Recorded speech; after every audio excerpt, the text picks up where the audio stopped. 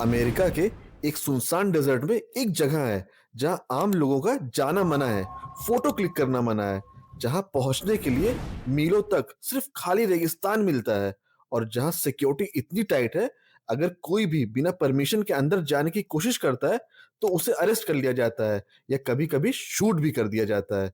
लेकिन सवाल ये है, आखिर वहां ऐसी क्या चीज है जो दुनिया से छुपाई जा रही है? कुछ लोग कहते हैं कि वहां एलियन स्पेसक्राफ्ट रखे गए हैं और एलियंस भी कैद हैं। कुछ लोग मानते हैं कि वहां दुनिया की सबसे एडवांस टेक्नोलॉजी डेवलप हो रही है। तो कहानी क्या है, आइए थोड़ा डिटेल में समझते हैं। ये जगह है एरिया 51, अमेरिका के नेवाडा डेजर्ट के बीच में लोकेटेड एक ऐसी मिलिट्री फैसिलिटी जिसके बारे में डेकेड्स तक यूएस गवर्नमेंट ने ऑफिशियली कुछ नहीं बताया।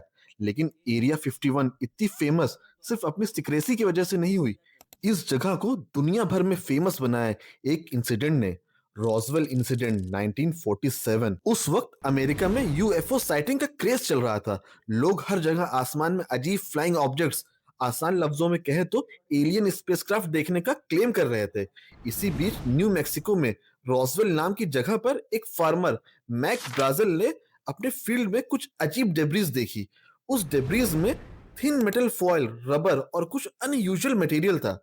जब ये न्यूज आर्मी तक पहुंची तो रॉसवेल आर्मी एयरफील्ड ने एक शॉकिंग प्रेस रिलीज किया। उन्होंने कहा, the many rumours regarding flying disc become a reality. The Roswell Army Airfield was fortunate enough to recover a disc. यानी पहली बार ऑफिशियली ऐसा लगा कि यूएस मिलिट्री ने फ्लाइंग सॉसर रिकवर कर लिया है, यानी एक यूएफओ। लेकिन सिर्फ एक दिन बाद आर्मी ने अपना स्टेटमेंट बदल दिया। उन्होंने कहा कि वो यूएफओ नहीं था, वो एक सिर्फ वेदर बैलून था और केस क्लोज कर दिया गया। सालों बाद रॉसवेल इंसिडेंट और एरिया 51 का कनेक्शन सामने आने लगा। लोगों का मानना था कि क्रैश्ड एलियन स्पेसक्राफ्ट को एरिया 51 में ही ले जाया गया था और वहां साइंटिस्ट एलियन और उनकी टेक्नोलॉजी पर रिसर्च कर रहे थे। एरिया 51 असल में एक रियल यूएस मिलिट्री फैसिलिटी है। एरिया 51 को एलियन कॉन्स्पिरेसी से सबसे ज्यादा फेमस बनाया एक आदमी ने, बॉब लेजर। 1989 में बॉब ने क्लेम किया कि उसने एरिया 51 के एक सीक्रेट सेक्शन S4 में काम किया था। उसके अकॉर्डिंग वहां एलियन स्पेसक्राफ्ट रखे हुए थे और साइंटिस्ट उन स्पेसक्राफ्ट की टेक्नोलॉजी को समझने और रिवर्स इंजीनियरिंग करने की कोशिश कर रहे थे। उसने ये भी क्लेम किया कि एलियन स्पेसक्राफ्ट एक स्पेशल एलिमेंट से पावर्ड था, एलिमेंट 115। साइंटिस्ट ने एलिमेंट 115 पर रिसर्च में पाया कि उसमें कोई एंटी ग्रेविटी या एलियन टेक्नोलॉजी वाली प्रॉपर्टी नहीं है और बाद में एलिमेंट 115 को मॉस्कोवियम कहा गया। साथ ही एक्सपर्ट्स ने बॉब लेजर के एजुकेशनल बैकग्राउंड पर भी क्वेश्चंस उठाए, इसीलिए आज कई रिसर्चर्स उसके क्लेम्स को अनरिलायबल मानते हैं।